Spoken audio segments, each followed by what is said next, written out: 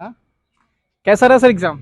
Exam was pretty okay, moderate to difficult का paper था। Section C में as anticipated कि एक अनसर्टेनिटी रहती है, बिकॉज जब से एनटीए ने एग्जाम कंडक्ट कराना स्टार्ट किया है तो जो सीएसआईआर का पैटर्न होता है, जो सीएसआईआर का स्ट्रक्चर होता है कि क्वेश्चंस को रिपीट करना, वो एनटीए लेजिटली उतना फॉलो नहीं करता है, क्योंकि कुछ कुछ क्वेश्चंस हमें नए नए टॉपिक से देखने को मिले, जैसे न्यूक्लियर रिएक्शन क्रॉस सेक्शन, और आपका एरर पे भी एक क्वेश्चन था रजिस्टर कुछ एलिमेंट्री टाइप का।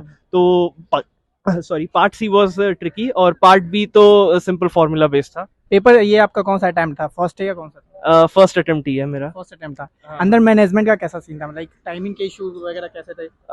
सब एग्जैक्ट टाइम था या किसी का 5 मिनट पहले या 5 मिनट लेट, ऐसा कुछ? अनफॉर्चुनेटली 5 to 10 मिनट्स का एक डिले था, जैसे कि कई स्टूडेंट्स की कंप्यूटर शटडाउन की प्रॉब्लम आज भी प्रिवेल कर रही थी कि क्या कहते हैं किसी का कंप्यूटर ऑफ हो गया, but management was quite supportive, उन्होंने हेल्प किया और क्या कहते हैं उनका कंप्यूटर फिर से स्टार्ट कराया गया। They were still writing the exams I guess, तो उनका एग्जामिनेशन अभी भी चल ही रहा है, क्योंकि कंप्यूटर बीच बीच में बंद हो जा रहा था। इवन एक लैगिंग का भी इशू था कि हम एक क्वेश्चन पे सेव एंड नेक्स्ट करते हैं, बट नेक्स्ट क्वेश्चन लोड होने में थोड़ा टाइम लगता है। सो ये सब मतलब चीजें थोड़ी जिनका सी। एग्जाम लेट स्टार्ट हुआ अब उनका अभी भी एग्जाम चल रहा है? बिल्कुल बिल्कुल, अभी मैं हॉल 6 में था, शायद लैब 6 में, तो उसमें 2 या 3 लोगों का चल रहा है अभी भी। अच्छा, मतलब जिनका लेट स्टार्ट हुआ उनका लेट तक चल रहा है एग्जाम? बिल्कुल बिल्कुल बिल्कुल, लेट तक चल रहा है। ओके ओके, क्या लगता है इस एग्जाम के बाद एनडीए पे भरोसा है आपको, जैसे नीट नेट के बाद?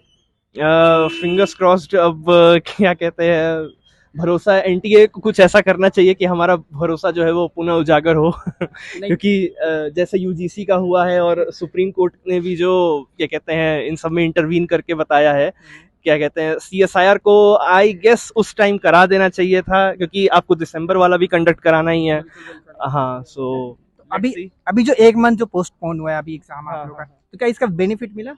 हाँ, बेनिफिट कई मामलों में मिला ही है। क्या कहते हैं रिवीजन का टाइम मिल जाता है, थोड़े मॉक पेपर्स देने का टाइम मिल जाता है, और क्या कहते हैं बट वही है, क्वेश्चन यू नेवर नो किस टाइप का पेपर है, तो ये सब चीज़ें होती हैं। और हाँ, एप्टीट्यूड में भी कुछ कुछ क्वेश्चन है जो आउट ऑफ नोवेयर आ गए थे, मतलब कि सीएसआईआर जनरली उस टाइप के क्वेश्चंस पूछता नहीं है, बैंक पीओ वगैरह में भले ही आ जाते हैं, बेसिकली बट इस बार ज्यादा टफ था प्रीवियस ईयर से क्या?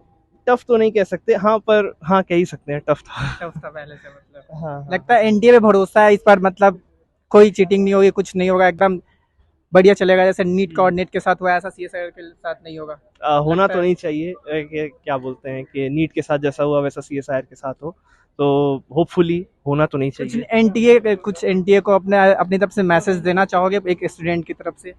देखिए, अगर कोई भी एनटीए के क्या कहते हैं कोई अधिकारी या कोई सुन रहे हैं, तो हम ये बोलना चाहेंगे, कई स्टूडेंट्स होते हैं वो काफ़ी मेहनत करके आते हैं, मतलब उनके पेरेंट्स भी आते हैं, फिर जैसे आप ऑल ऑफ अ सडन बोल देते हो कि एग्जाम कैंसिल हो गया यूजीसी के साथ जैसा हुआ, तो जो 4-5 हज़ार का एक मतलब सब्सटेंशियल अमाउंट होता है जो हर कोई बियर नहीं कर पाता, वो लगा करके स्टूडेंट आता है इस होप में कि एग्जाम हो जाएगा, और फिर अनफॉर्चुनेटली एग्जाम नहीं होता है। और नीट में जैसा कि आपने पढ़ाई, सुप्रीम कोर्ट का वर्डिक्ट भी आया है कि 4-5 स्टूडेंट जो है वो एक ही कोचिंग के टॉप कर गए हैं, तो ये बहुत ही अनफॉर्चुनेट है और एनटीए को इसमें देखना चाहिए। एनटीए के ऊपर अब तो मीम्स भी बनने लगे हैं तो एनटीए का क्या क्या फुल फॉर्म लोगों ने बनाया है तो उनको खुद ही अपनी इमेज जो है एक तरह से एक रिडेम्पशन करना चाहिए।